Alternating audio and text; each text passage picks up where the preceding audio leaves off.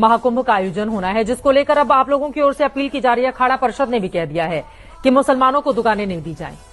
कैसे नफरत नहीं फैलेगा? वो कहां जाएंगे रोजी रोटी के लिए? मक्का मदीना में हमारे गरीब हिंदुओं को दुकानें मिल सकती हैं? हम पूछते हैं आपसे, नहीं ना। ईसाइयों के चर्च के सामने कैंडल की दुकान क्या हमारा कोई हिंदू लगा सकता है गरीब? नहीं ना। तो फिर भाई, जब तुम्हें धर्म का ज्ञान नहीं, संगम का ज्ञान नहीं, संतों के मान का पता नहीं, सत्संग का पता नहीं, त्रिवेणी संगम का पता नहीं, अखाड़ा परिषद ने क्या गलत बोला? जब तुम्हें उस मान के बारे में पता नहीं तो तुम वहां पर बिजनेस करके करोगे क्या? कैसे आप हमारी पवित्रता को कायम रखोगे? पवित्रता के लिए ये बात एकदम ठीक है। लोगों ने हमारी बात पे बवाल मचा दिया कि आपने अखाड़ा परिषद का सपोर्ट कर दिया। लेकिन महाकुंभ में कभी ऐसा देखा नहीं गया है ना कि वहां पर यह कहा जाए मुसलमानों को। क्योंकि पहले हम लोग बहुत उदारवादी थे ना, तो आप लोगों ने मजे लिए ना। अब हम थोड़ी सी उदारता छोड़ रहे हैं। क्या करेंगे? उदारता छोड़ देंगे तो जो अभी कर रहे हैं वही करेंगे। दुकान नहीं लगाने देंगे। क्यों लगाने दें? हिंदुओं का मेला और अगर कोई लगाएगा तो सनातनियों का मेला। इनके त्योहारों में इनकी मस्जिदों के सामने तो नहीं लग पाता है। अगर स्वतंत्रता है तो सबको है, चलो करो। फिर आप लोगों के हाथ पैर फूलेंगे, इससे दंगा होगा, वहीं क्या जरूरत है, और जगह दुकानें लगा लो, इतनी जगह तो है। फिर आप ये ज्ञान दोगे। इसीलिए कहा है कि फिजूली में आप प्रपंच कर रहे हैं।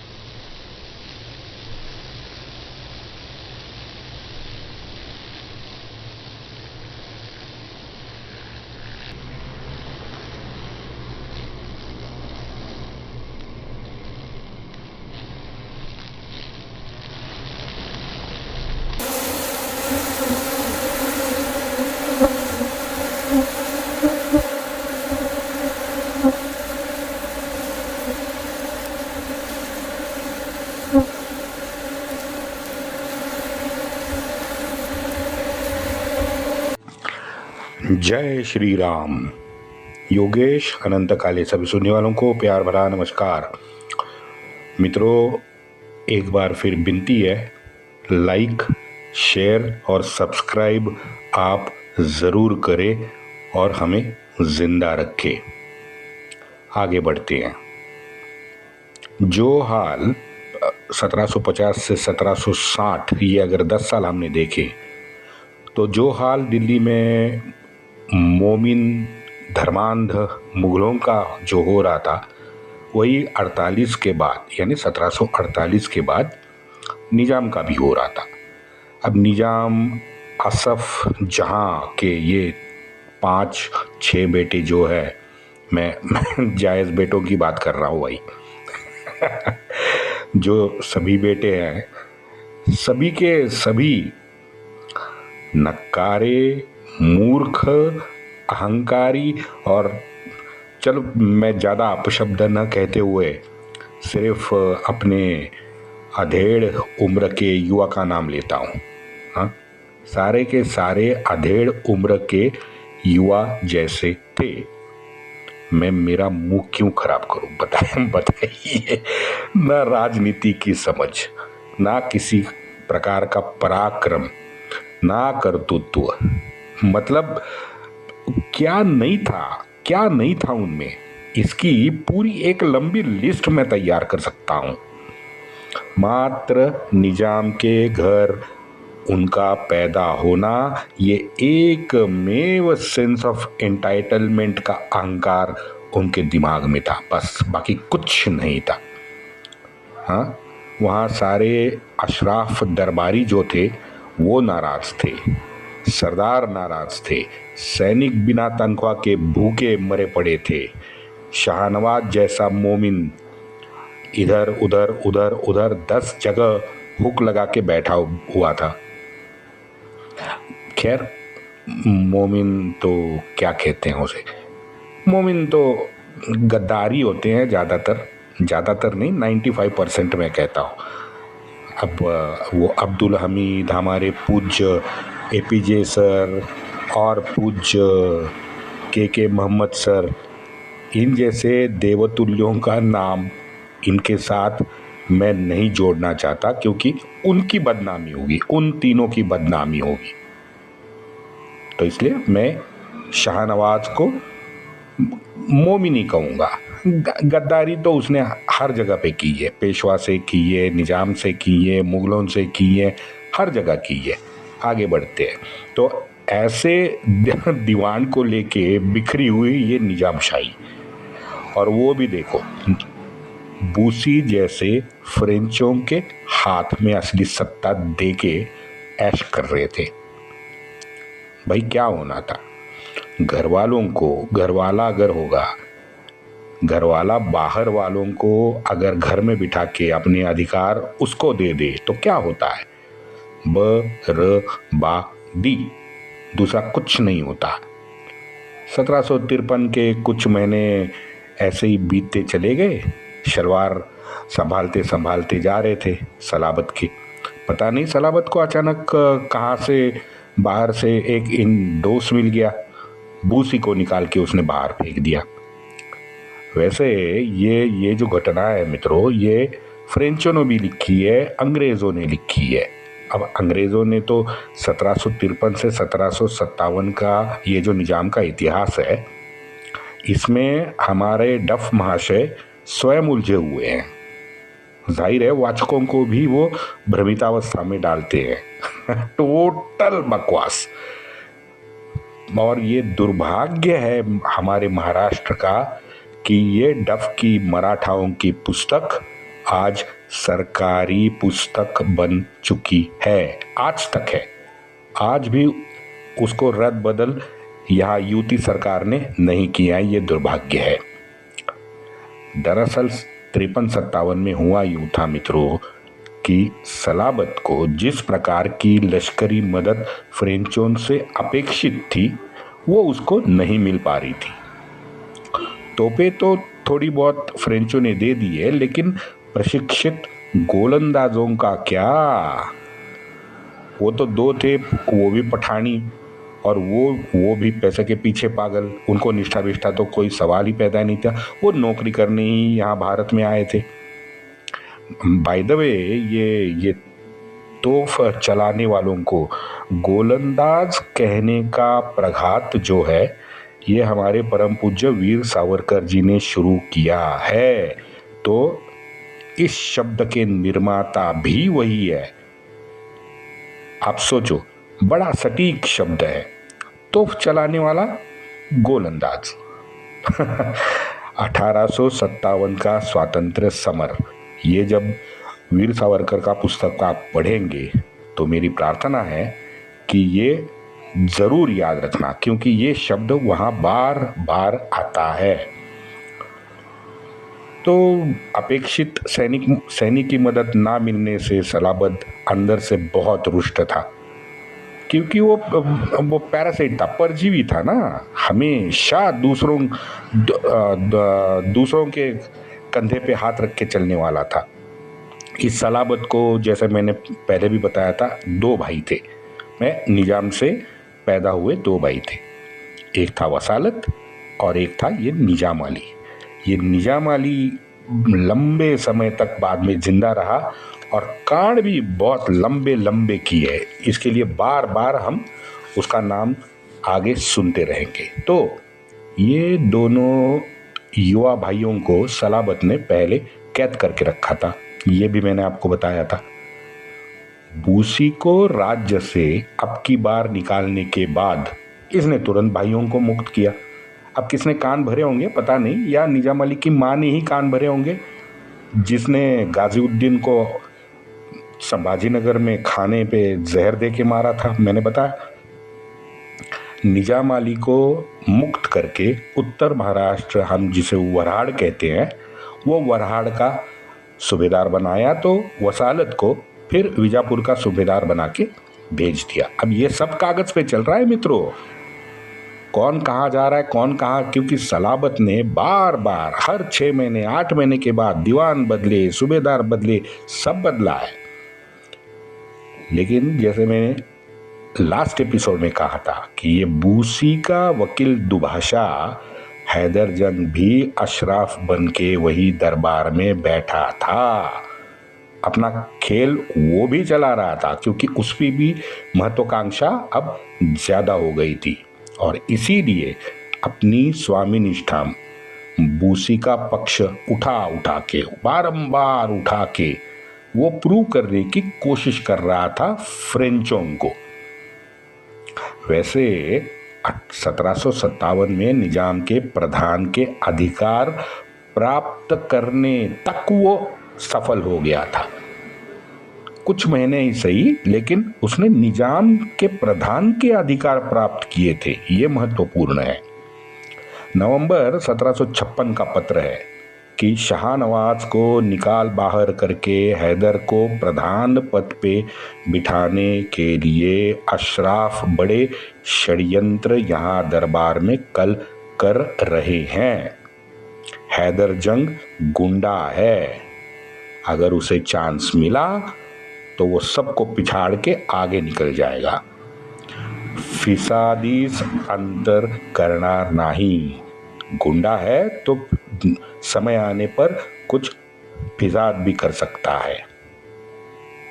अगर ऐसा सचमुच हुआ तो क्या होगा, ये चिंता है एक अशराफ को। उसका पत्र है ये। नाना, उसे इतना उच्च पद देना उचित नहीं है। सैयद लश्कर और शाहनवाज, ये दो ही मित्रों सच्चे मोमिन, मतलब मुगल काल के मोमिन अब निजाम के दरबार में बचे थे। और जाहिर है दोनों बूसई विरोधी तो थे ही। अप्रैल 1752 में ये निजाम के असंतोषी मोमिन फौज ने अपने प्रधान रामदास पंत का खून करवाया, ये मैंने आपको बताया। उसके तुरंत बाद सलाबत ने सैयद लश्कर खान को प्रधान बनाया था, लेकिन बूसी के कहने पे फिर सैयद लश्कर खान से प्रधान की छीन ली और उसे वराड़ उत्तर महाराष्ट्र का सूबेदार बनाया था वसालत के पहले। सर लश्कर को निकाल के शाहनवाज को प्रधान बनाया। अब जब सैयद से वराड़ की सूबेदारी भी छीन ली गई तो ये सैयद लश्कर खान उद्विग्न अवस्था में देश त्याग करके मक्का जाने की बातें करने लगा। खान जैसा अगर यहाँ से वैफल्यग्रस्त होके चला जाए तो हमारे लिए बड़ा चिंता का विषय है, ये नाना ने तुरंत अपने वकील को लिखा है। विवेके करून नवाबा पाशीच रहावे, मन में थोड़ा सा विवेक रखो और नवाब के पास ही रहो। अगर खान चाहता है तो मैं सलाबत से बात करने तैयार हूं। अगर वो भी अमान्य करता है तो अगर खान चाहे तो उसे दिल्ली भेजने का प्रस्ताव भी मैं बादशाह तक पहुंचाऊंगा। दिल्ली की जाके जरूर सेवा करे। अगर ये भी अमान्य है तो बेशक हमारे पास हम रखने को तैयार है। सबूरी और सामोपचार से काम ले, टूटने तक ना खींचे। अगर टूट गया तो शाहनवाज इसका फायदा उठाने के लिए तैयार बैठा है। 24 दिसंबर 1754 को दीक्षित को लिखा ये नाना का पत्र है।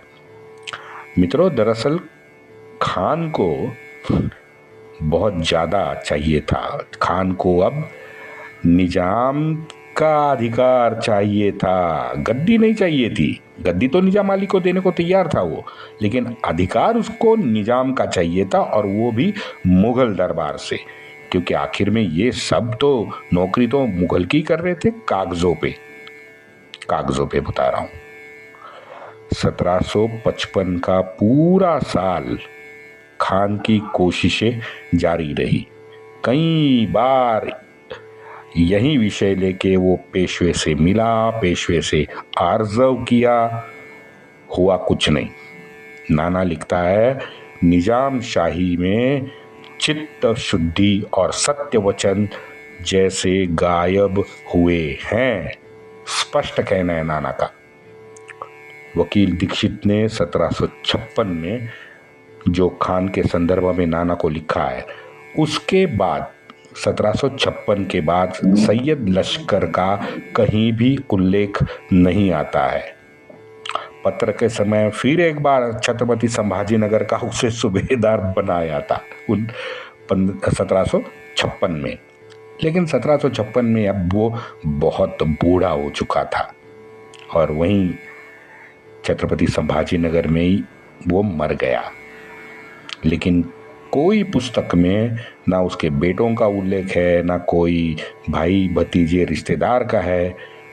तो हम कह सकते हैं कि निजाम शाही में सबसे पुराना मुगल सरदार 1756 में मर गया, क्योंकि 1757 का एक पत्र है जहां दीक्षित ने ये कन्फर्म किया है कि खान मर चुका है।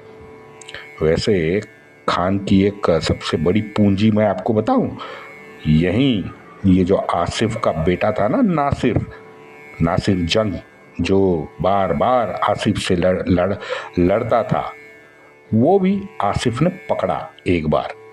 तो पूर्व में जब नासिर को आसिफ ने पकड़ा तो सैयद ने ही नासिर जंग की जान बचाई थी, ये हमें भूलना नहीं चाहिए। तो इस प्रकार से अब सैयद लश्कर खान भी निकल गया।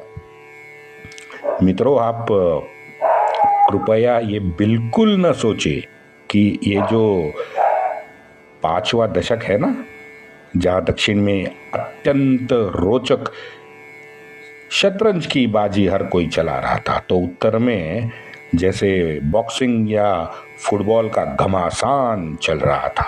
ये मैंने टुकड़े टुकड़े में आपको ऑलरेडी बताया है। हर क्षण, हर दिन, हर महीना मराठा उत्तर की ओर उत्तरोत्तर बलाढ्य होते जा रहे थे। वहाँ अहमद शाह कश्मीर के रास्ते घुसा था। सिख और मराठा सभी जगह विजयी दौड़ लगा रहे थे। उनकी संयुक्त सेना बहुत ताकतवर हो गई थी। ये वही दशक है जहां हमारे रघुनाथराव पेशवे ने मराठी सेना के साथ पठानों को भगा के, उनको पराजित करके अटक किले पर भगवा फहराया था। 1000 साल बाद मित्रों, अटक में भगवा शान से लहरा था, 1000 साल के बाद। इसलिए कहते हैं अटक से कटक तक। ये जो मुहावरा आया है ना, ये इसी वजह से आया है। मित्रों, लाहौर में रघुनाथराव ने अपनी सेना को 7 दिन की छुट्टी दे दी है। खूब आतिशबाजी लाहौर शहर में हुई 7 दिन। मैंने मित्रों बिल्कुल इन सभी बातों को दुर्लक्षित नहीं किया है। बस हम अभी नाना, निजाम, फ्रेंच, इन सब का इतिहास धारा प्रवाह सुना रहे थे, तो इसीलिए मैं नाना तक ही सीमित रहा हूँ। वैसे सफदरजंग के कारनामे जितने हैं मैंने विस्तार से बता ही दिए हैं। और ये सिराजुद्दौला और उसका शिया सरदार मीर जाफर, जिसको ये लोग गद्दार बोलते हैं क्योंकि मीर जाफर शिया था, तो ये सुन्नी सिराजुद्दौला, उसको गद्दार कहना जायज़ है ना। मीर जाफर गद्दार विद्दार कुछ नहीं था। अंतर्गत कलह था, कलह में 2 पक्ष हुए। मीर जाफर ने बाहर का सहारा लिया। वो तो निजाम तो बार 9 साल सलाबत जंग बार बूसी का सहारा ले रहा था, लेकिन उसको गद्दार नहीं कहेंगे, सलाबत को, निजाम को। हाँ, वो शिया था मीर जाफर, इसीलिए उसको गद्दार करार दिया जाता है। आज भी जैसे एक झूठा इल्ज़ाम लगा के जयचंद को गद्दार कहते हैं, उसी तरह एक मीर जाफर शिया होने के वजह से भारत में गद्दार करार दिया गया। वंदे मातरम।